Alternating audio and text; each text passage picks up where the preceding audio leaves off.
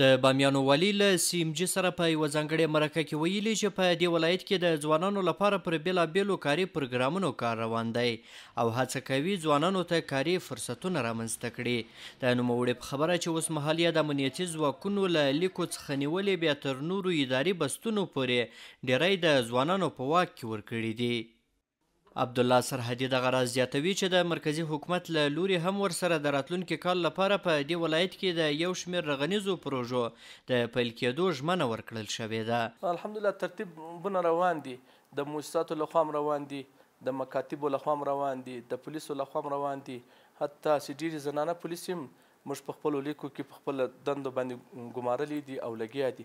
نو انشاءالله سوکه به ټول په کار باندې وګمارل شي. دی وایي چې اوس مهال په بامیانو ولایت کې هیڅ راز امنیتي ستونزه نشته او د سوداګرو او پانګوالو ترڅنګ اوس ټولو خلکو ته په دې ولایت کې د پانګونې ترڅنګ د کار کولو زمینه برابره شوې ده.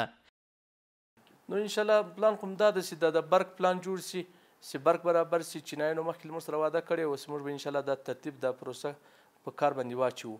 او ښکاري درې چې کوم سړک ده عمومي دغه د پخېدو او در یوسف ته چې کوم سړک وصل کېږي له شمال سره بامیان وصل کېږي، له مزاري سره، له شبرغان سره، انشاءالله په دې سړکانو به کار شروع شي. د بامیانو ولایت ولایتي چارواکي په داسې حال کې له رغنیزو پروژو او دغه راز د بېلابېلو کاري پروګرامونو له پیلېدو څخه خبر ورکوي چې د دې ولایت ډیری اوسېدونکي د کاروبار له نه شتون څخه سرچه کوي او وایي چې په دې ولایت کې او دغه راز په هیواد کې د دوی لپاره کاروبار نشته او ډیری ځوانان هڅه کوي چې له دغه ولایت څخه نورو ګاونډیو هیوادونو ته د کاروبار لپاره ولاړ شي.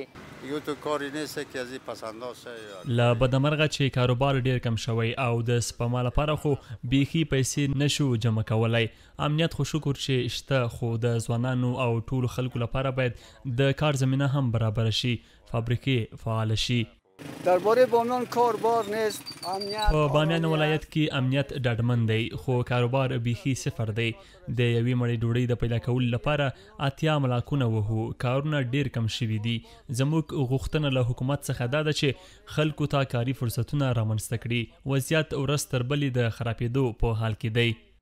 دوی دغه راز زیاتوي چې که حکومت په وخت سره ځوانانو ته کاري فرصتونه برابر نه کړي، ډېرې ستونزې به رامنځته شي. زه خپله د دغو پولیو کاروبار کوم، نشته کارونه مو چیرته دي، د ورځې 100 افغانۍ هم نشو ترلاسه کولی. یوازې دومره کار شته چې نه ورباندې ژوندي کیږو او نه ورباندې مړه کیږو. حکومت دې موږ ته د کار زمینه برابره کړي.